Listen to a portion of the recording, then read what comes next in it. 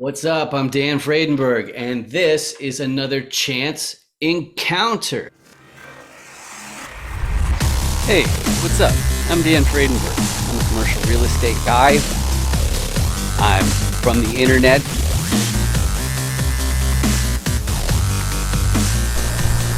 We're seeing more properties like this being built in front of a house. It's going to be torn down soon. I understand that there are power lines that are getting kind of close. What's up again? This is Dan Fredenberg, and that there is a commercial real estate building.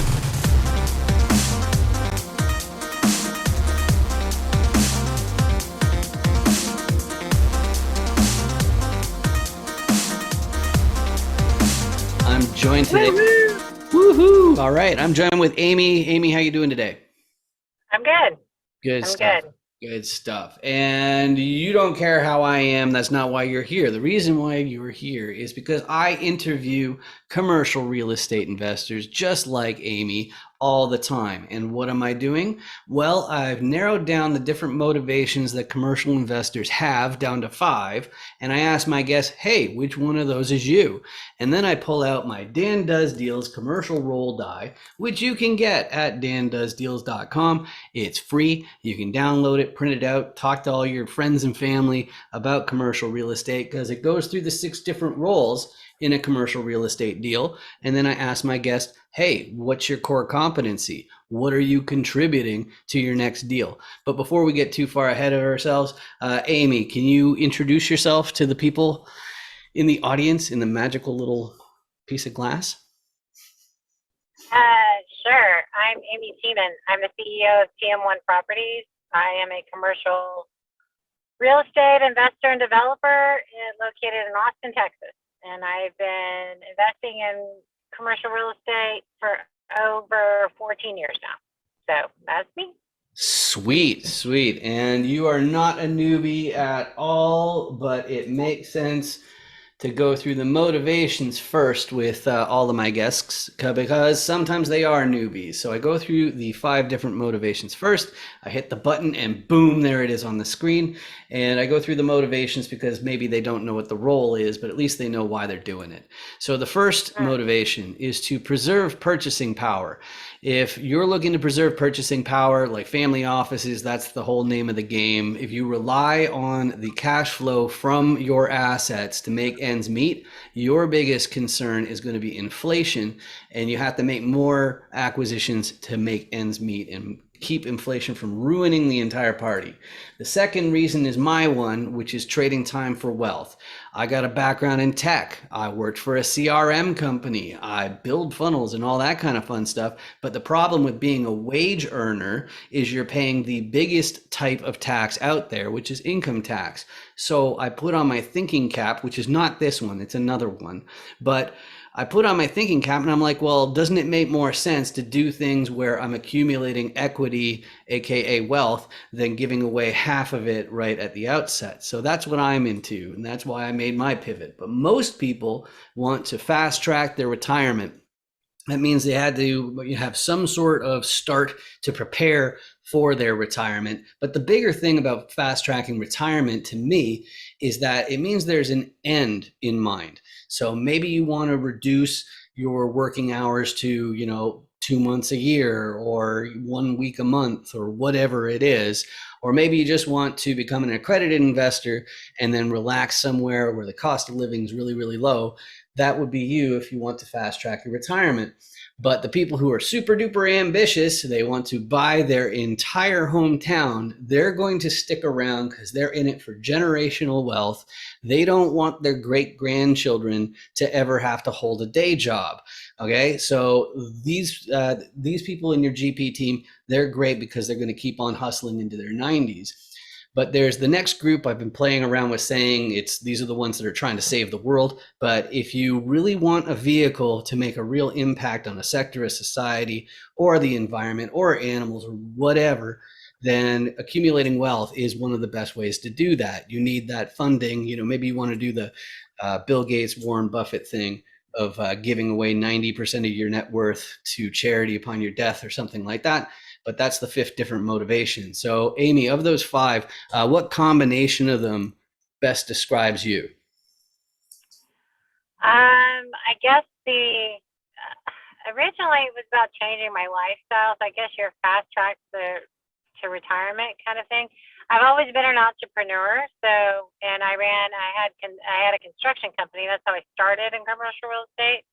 And I quickly realized that I was going to have to, I mean, we were traveling around and we were in about 16 states at one point, but I realized that in order for us to be wealthy in construction, we were going to have to scale to a significant level that if I just started real estate investing, I would not have to do that sort of scale to get the same impact, right? So that's kind of how I got in, why I got into it, and why I got out of construction for other people. Right. So, don't do it for myself. I just don't do it for other people anymore. Right, Yeah. right. So it's an overhead play, really, because like that's what hits me Yeah. about construction is that you're investing all this stuff in equipment, and at the end of the day, what you're building isn't going to be paying anywhere near that at any given time. So it's a tough Yeah. gig for sure. It So was a hamster wheel and the margins were thin. And so if you're going to be on the hamster wheel, go after something with bigger margins. Like that was the whole idea. So, yeah. Beautiful, beautiful. So then sometimes we'll have viewers who don't have much experience or maybe no experience at all in commercial real estate. So I like to pull out the Dan Does Deals die and go through each side real quickly just to make sure that you know how to effectively communicate on the topic of real estate. And when I'm saying that, I'm talking to you in the glass. I'm not talking to Amy. She already gets it. But first, let's talk about what a repositioner is. A repositioner looks at a whole whack of different properties. And what are they doing? They are underwriting it. That's a fancy word that means doing the math. They're figuring out, is this seller actually making the amount on this property that they say they are? And what things can we do to find upside? Okay, that's what the underwriting process is doing the math to find the upside. And they got two main tools for finding upside. The first one is the operations piece. Stop those Benjamins from going down those toilets. And there's more to operations than just unclogging toilets and collecting rent. There's also the marketing piece, which is being a leasing agent, making sure that the vacancy rate is low. And that's some of my fortes is the marketing side and automations. But operations, they can provide some upside for the repositioner, but it's often not enough. Often they need to get a contractor team to do a value add. In other words, they make the place nicer so that they can charge more in rent. If you charge more in rent, that means the place is making more money. That's the very definition of upside, which is what I said the repositioner is looking for. But if you're a repositioner like me, then you got a problem, which is I'm from the internet. So you're going to need a local. You're going to need some boots on the ground. You're going to need somebody who can be there in an hour or two, because that's not going to be me, because I need to find my passport first, and it's just not going to happen. So I need to be a guy from the internet. So if you were a tenant though, and I showed you those people, you'd probably be like, oh, those guys, they're the owners. But of course it's more complex than that. The banks are involved in everything. The financiers, the capital raisers, the banks. Okay, so the repositioner is going to turn around to the financier, say, hey, this property is worth tens of millions of dollars. You wouldn't happen to want to lend me tens of millions of dollars, would you? So I could buy it. Well, the financier is going to have one question that I haven't answered yet, which is, who is the sponsor? Who's the KP? Okay.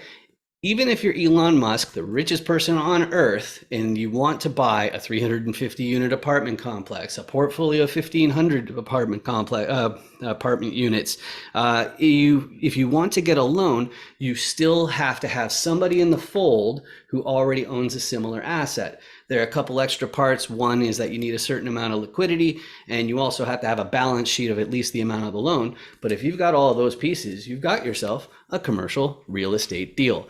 So Amy, out of those different roles, what's your core competency that you're most likely to contribute? I'm the sponsor. She's the sponsor. Yeah. It's as simple as that.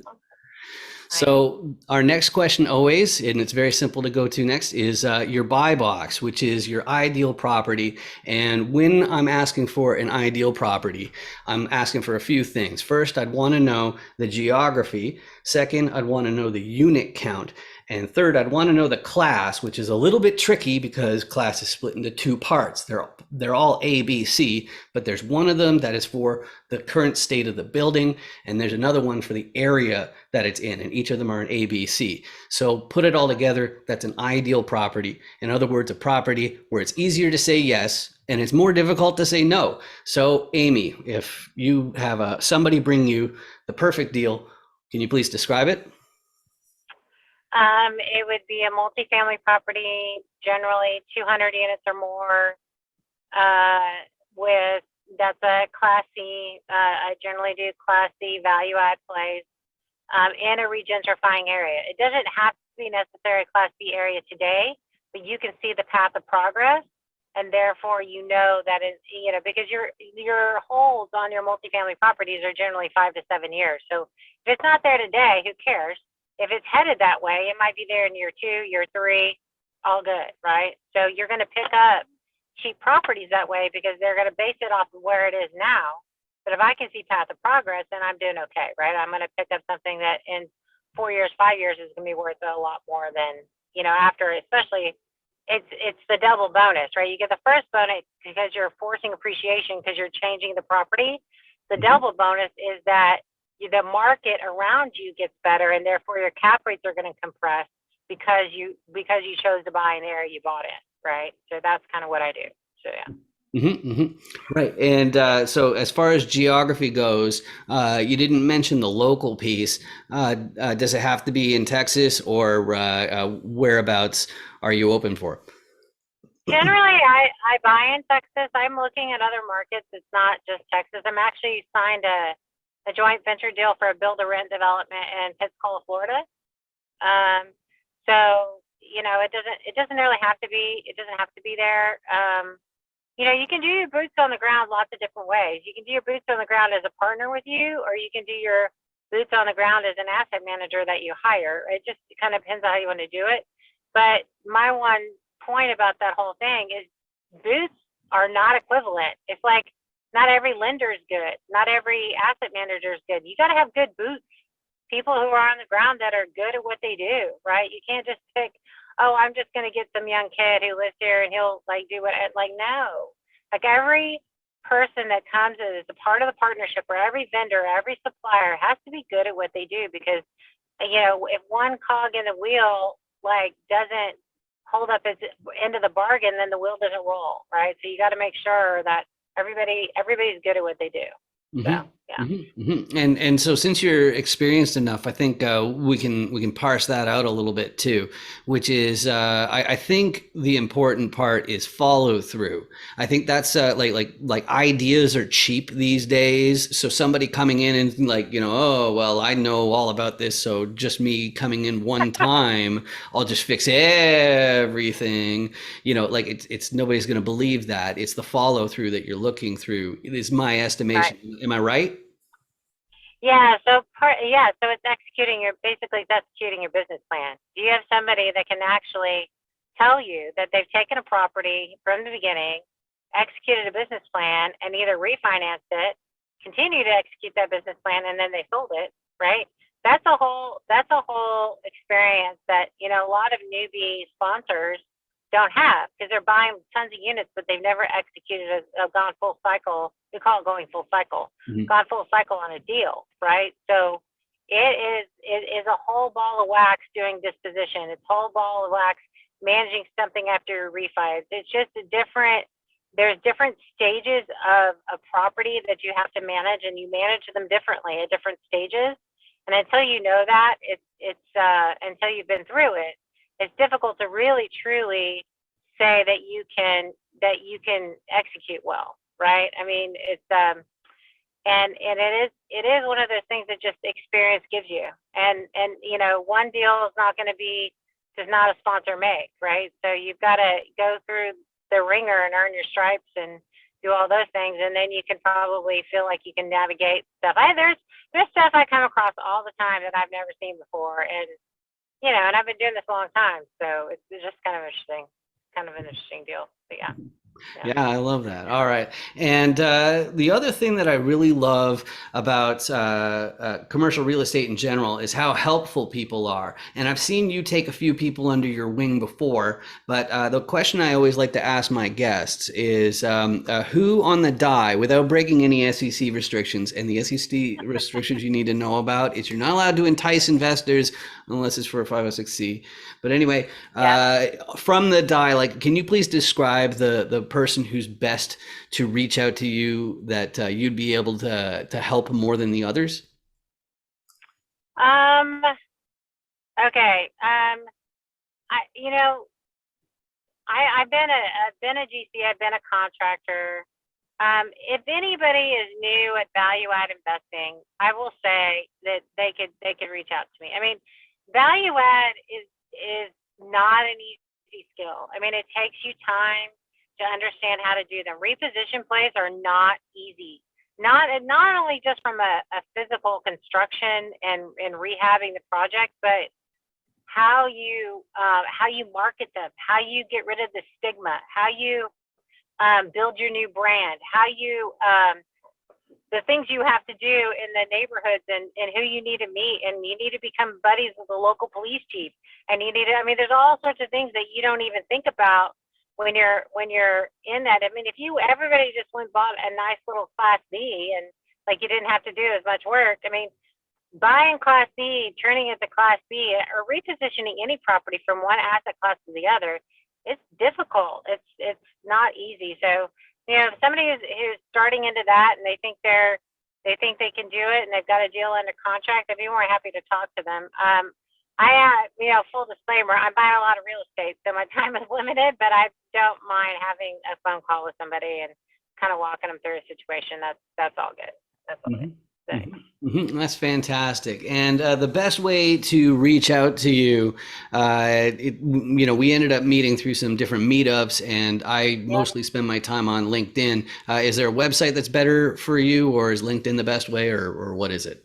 No, my website is TM, so T as in Tom, M as in Mary, the number 1, properties, plural, tm1properties.com. That's my website. It is getting redone, so it's an okay website for right now, but it'll work. But you can schedule a call with me there at that website. So it has functionality, and they'll talk to you about my strategy, kind of any offerings that we have, a little bit about me. And but if they want to schedule a call, that's the easiest way to do it. To just go to my website and they can book a call with me. So it's all good.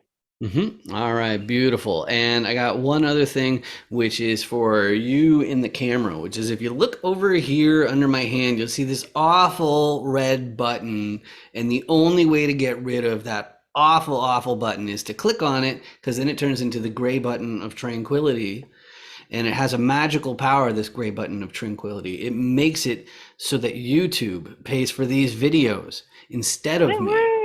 Okay, and it costs you absolutely nothing. It's actually free. There's no credit card. There's no email address. There's none of that stuff. You just hit the button and do the thing, and it's amazing. Okay, and you've done me a huge favor.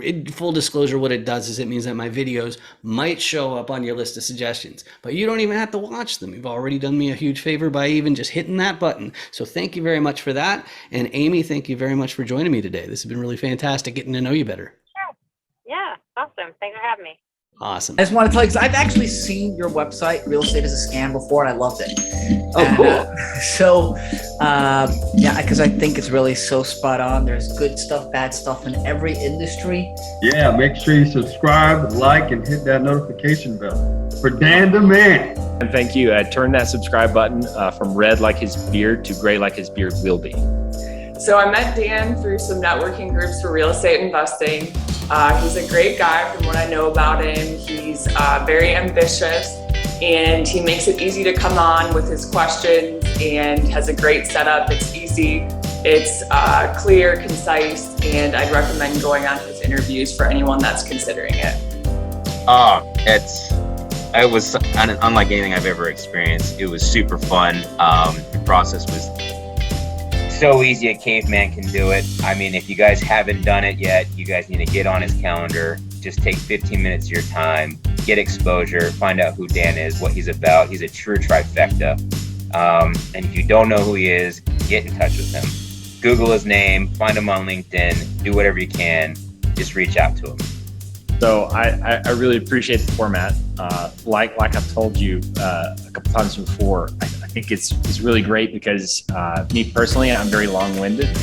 I have to purposefully make things more concise, but the way I take things in is I definitely prefer things to be concise and straight to the point and concentrated. And the chance encounters really do that great for individuals. So you can get a good grasp on who they are, what do they do, why do they do it, what space do they operate in. That's why I love chance encounters.